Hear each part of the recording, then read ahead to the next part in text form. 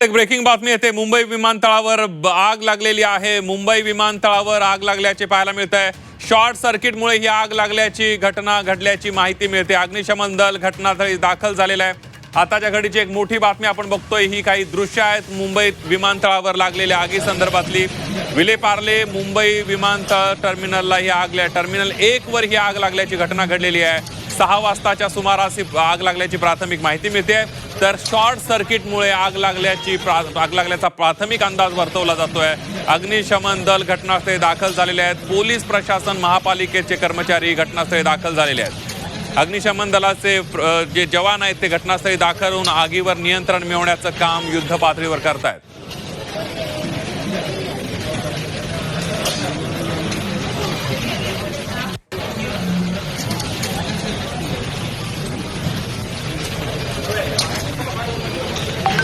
अधिक माहितीसाठी जाऊयात। आपले प्रतिनिधी कपिल राऊत आपल्या सोबत आहेत। कपिल,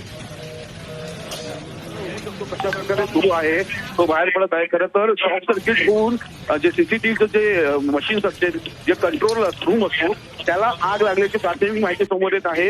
आणि घटनास्थळी अग्निशमन दल असतील, स्थानिक पोलीस असतील किंवा मग एअरपोर्टचे जे कर्मचारी आहेत ते घटनास्थळी पोहोचलेले आहेत आणि आग विझवण्याचा प्रयत्न करतायत।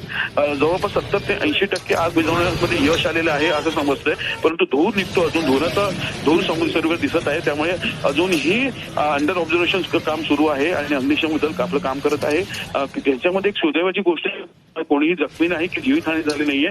परंतु आता आपला प्रयत्न अग्निशमन दल करत आहे। घटनास्थळी सर्व यंत्रणा पोहोचलेली आहेत आणि तिथले जे कर्मचारी आहेत किंवा तिथे लोक होते त्यांना बाहेर काढण्यात आलेलं आहे। अगदी कपिल, या सगळ्यामध्ये आपण बघतोय की शॉर्ट सर्किटमुळे आग लागल्याचा प्राथमिक अंदाज व्यक्त केला जातो। यामुळे विमानतळाचा जे टेक्निकल विभाग आहे किंवा टेक्निकल बाजू आहे याला काही हानी पोहोचली आहे का किंवा त्याबद्दल काय माहिती मिळते? प्राथमिक माहिती तरी जे टेक्निकल बाब आहे की विमानतळाची जी